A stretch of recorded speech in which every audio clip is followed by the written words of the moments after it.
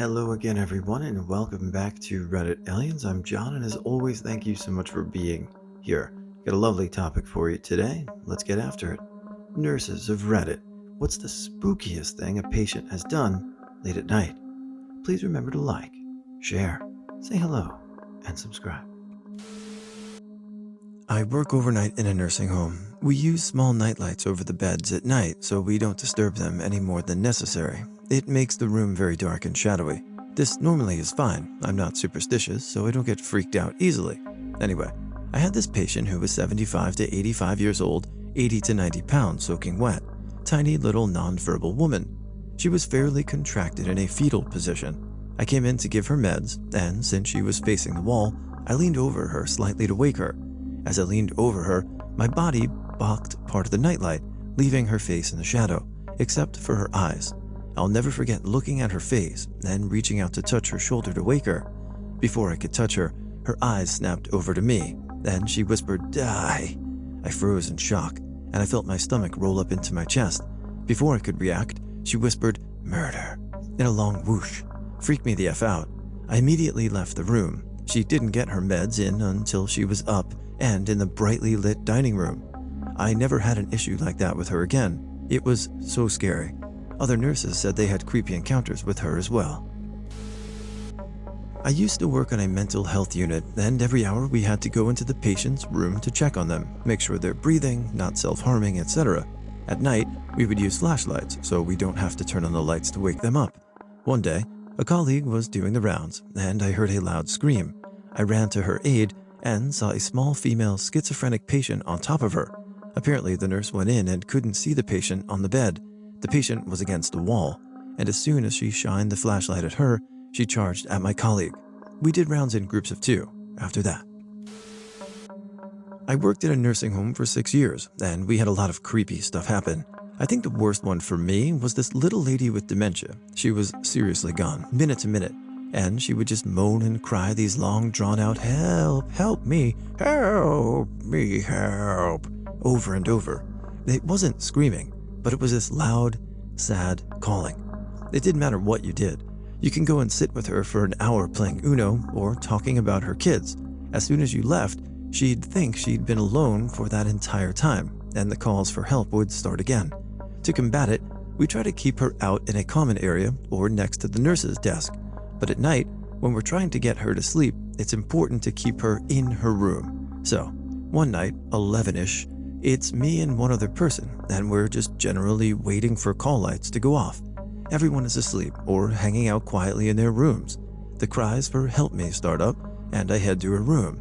She's sitting straight up in bed and calling for help because she's been alone for so long. "You have to help me. You just have to." Honestly, at this point, it was pretty routine, although creepy to hear sometimes. So I calm her down and promise that I'm just outside the door and that she should try to sleep.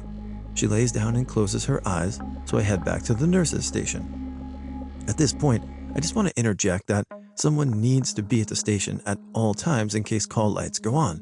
I didn't want to leave my partner alone too long, in case someone called and she needed to tag team. Sure enough, I'm back at the station for maybe 10 minutes when the calls start happening again. "Someone, anyone, help me, please help me." I head back to her room and repeat the process of calming her down and telling her she should try and get some sleep, and head back to the nurse's station once she's settled into the bed with her eyes closed.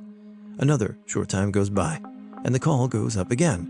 I head back to her room and am ready to soothe her with the usual routine, when she grabs my arm and pulls me close. "Every time you leave the room, he comes back."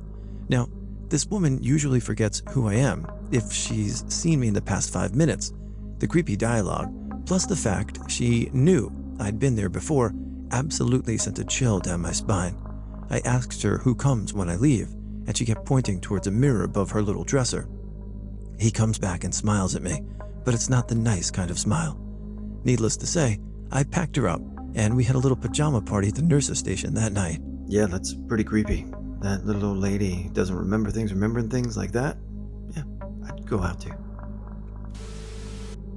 I was rounding on an elderly patient on the overnight shift. She was maybe 80 to 85 years old. She had some issues from a stroke, but was generally pretty coherent, and with it, She's laying down but opens her eyes wide and looks right at me when I enter. She says, "The devil is in this room." I'm not religious, but I promptly walked out after I checked on her. Nope, nope, not today, Satan. I had a patient who would speak in 3 different voices: her normal voice, her dad's voice, and a baby's voice. Normally, it was just inane chatter, but one night she started talking in her dad's voice to give the baby to him so he could kill it. The baby kept saying, "Please don't kill me," and her voice was crying. It didn't help it happened around Halloween. Not a nurse, but I worked as a janitor in a hospital. I was cleaning out the patient restroom in an ICU palliative care unit when the patient asked me if she could just talk to me. Being a nice guy and having been told to listen to requests of patients as long as it wasn't a medical request or in some way illegal or dangerous, I sat and waited. Lady started speaking, and it went from good English, if a little slurred because of the stroke that had her in the unit. Then she started speaking in tongues, her voice getting louder, eyes wide with panic. The machine started going nuts, and the nurses and other staff were in the room ASAP. They asked me what she was doing right before the machines went haywire, and I told them. Turned out she had had another stroke, and it involved her speech center. Still freaked me right the F out. This didn't happen super late at night, but I was floated to another unit between 7 p.m. to 11 p.m. I had a patient who we all swear was possessed. She was in her early 70s and was a psych patient put on a medical floor for I think it was dehydration. She never closed her eyes. They were constantly wide open, and she'd track you while you were in the room. She would cackle this deep, raspy, maniacal laugh. The only words you could understand were, "Get out." She would be staring at you, cackling, mumbling nonsense or speaking in tongues, not sure, LOL. And then she'd scream, "Get out!" Then go back to cackling. She'd also twist her body, especially her neck, in these very odd, unnatural-looking positions. When my unit called me back at 11, I happily got the F out of there. Not a nurse, but when I was 15, I had a severe allergic reaction that required a stay in hospital. The only bed they had available was on an adult ward. The hospital was a really old building, reminds me of the one in Return to Oz. I woke up in the middle of the night, and there was this really old lady beside my bed rubbing my head. I freaked out and started screaming, which must have startled the lady and caused her to start screaming. The nurses came running in and took her away and calmed me down.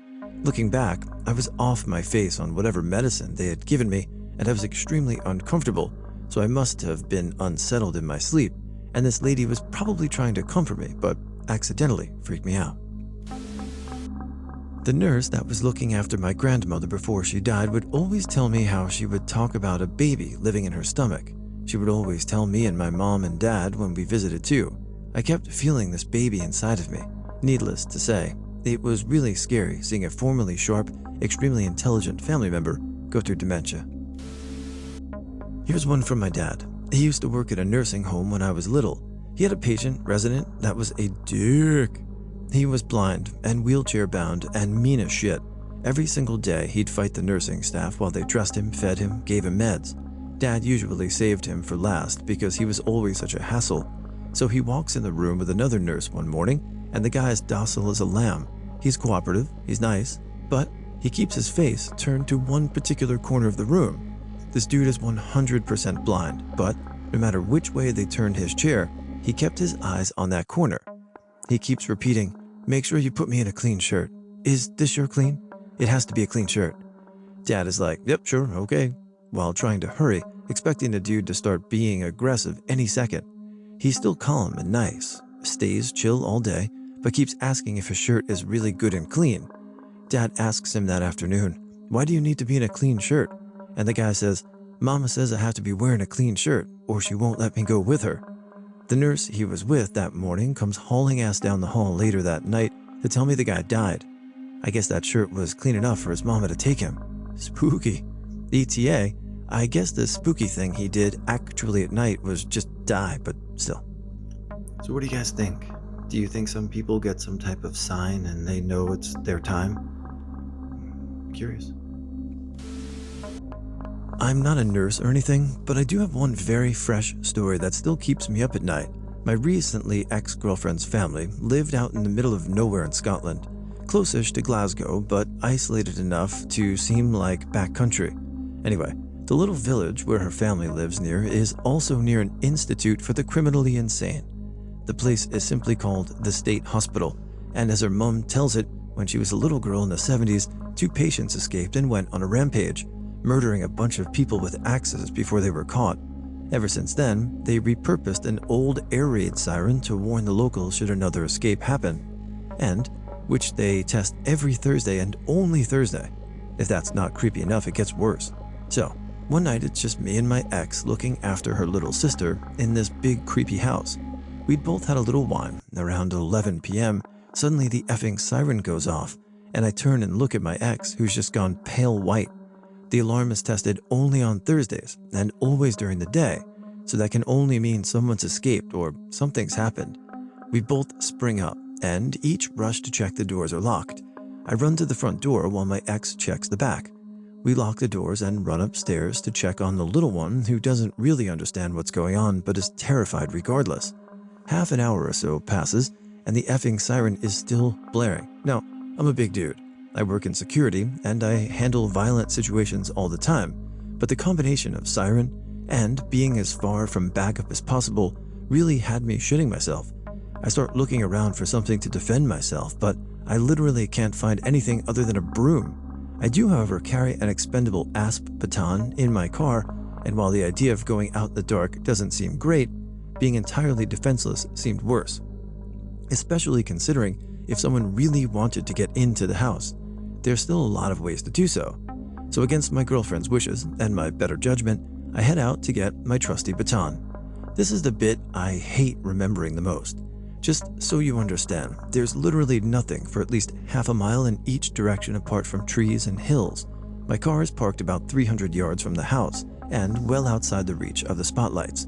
It wasn't like the movies where they slowly creep across building tension. Maybe I should have taken my time, but I was petrified, so I just bolted to my car, threw the door open, and grabbed my baton and flashlight, and I made a beeline straight back to the house, just remembering in time to hit the key fob, locking my car behind me, and ran inside. I felt a wave of relief, like when you're a kid and you run up the stairs convinced some horrible entity is hot on your heels and seconds from grabbing you before you reach the safety of the top. We stayed upstairs that night in silence, only leaving the room to use the bathroom, and always as a group. I swear the siren felt like it went on all night, but it must have stopped because we all managed to fall asleep. We were woken up the next morning by the police knocking at the door. Someone had indeed escaped and had thankfully been apprehended, but my blood ran cold when I heard the next words come out of the police constable's mouth. "Do you drive a black Ford Focus, sir?" That was my effing car. They found him hiding in the back seat of my car. It's a big no-no to even leave the house when the siren sounds, so I didn't bother telling the cop I'd been to the car that night. Also, I'm not technically allowed to carry an asp baton, as they're illegal for everyone but cops here. I can't help but wonder, did I unlock my car before I opened it? I can only hope I'd been in such a panic I'd pressed the wrong button and left it unlocked at night, but the very thought that that psychopath may have been in my car when I grabbed my stuff terrifies me. On a side note, we did find out from a neighbor later the person had escaped from the lowest security part and was probably more of a danger to themselves than anyone else, but still creeps the bejesus out of me. The nurse tending to my granddad had a great story to tell. His mind went when he was in his 80s, but he still kept his body in shape. They said until he reached stage 5 Alzheimer's, he would regularly work out and stay in great shape. In fact, they had to change their fence from a tall chain-link fence to a tall wooden fence because he kept escaping. Hey, you might forget everything, but Grandpa remembered to work out every day, so good for him. Keeping a body strong can help the mind. For a while. We had this one old guy who liked to walk the halls of the facility at night. He was always so quiet. One night I went to a resident's room and I started to hear soft whistling. I couldn't quite figure out where it was coming from. As I was leaving the room, I saw slight movement out of the corner of my eye. It was that resident, standing between the open door and the wall. He just stood there, softly whistling. Scared the holy crap out of me. It wasn't his room, so I took his hands and walked him back to his room. Took me several minutes to get my heart rate back to a normal beat. Not a nurse. I work under nurses and used to do night shift at a residential home for patients with mental illnesses. This one guy was in his mid-20s and was born in Kazakhstan in '89, so he was 2 when the USSR fell. Needless to say, he grew up in an orphanage that was in a country with nothing. He had to fight to survive. His file had a history of really sad and horrifying stuff. Well, needless to say, he had a lot of issues from it. PTSD, paranoia, impulse problems, nightmares, you name it. Anyway, sometimes in the middle of the night, he would stand outside his room at the end of a pitch-black corridor and stare at me silently at my desk with bull-bushing eyes. Not saying a word, I would say to him, "Hey, are you okay?" Or, "You know it's late and you should be in bed. You should go back to sleep." Usually after staring at me for about 5 to 10 more seconds, he would, without ever saying anything, go back into his room and shut the door. He always had terrible nightmares and a lot of trauma that ate him up. He was usually a nice guy during the day, but at night something came out of him that took over. He wasn't himself anymore, and would a lot of the time stay up all night to avoid his horrible nightmares. Poor man had so many demons that just took over in the middle of the night. Creepy? Hell yes. Also really sad? Definitely.